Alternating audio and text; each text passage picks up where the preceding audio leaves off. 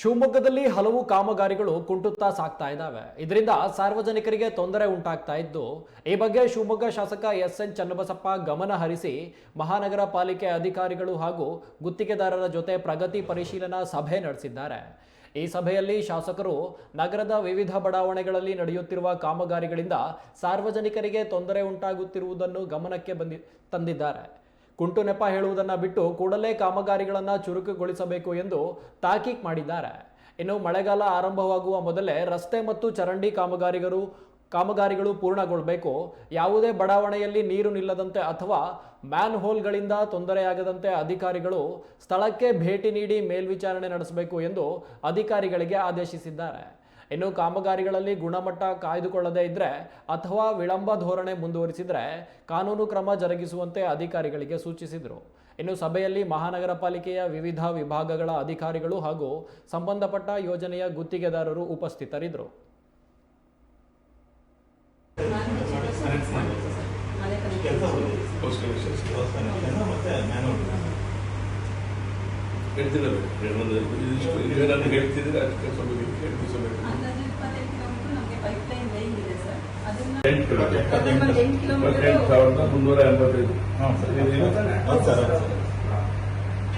ಈಗ 11 ವರ್ಷ 8 ಕಿಲೋಮೀಟರ್ ಆಗಿದೆ.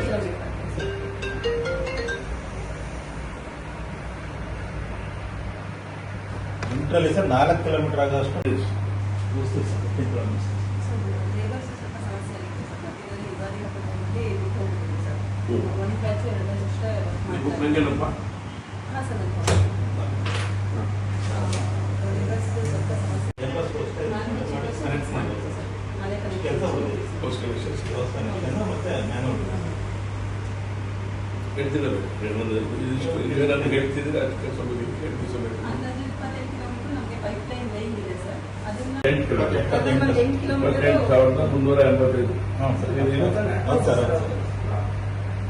ಈಗ 11 ವರ್ಷ 8 ಕಿಲೋಮೀಟರ್ ಆಗಿದೆ.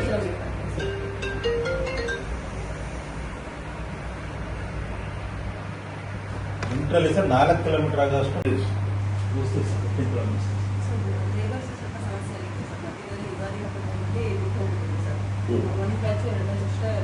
ನಂಗೇನಪ್ಪ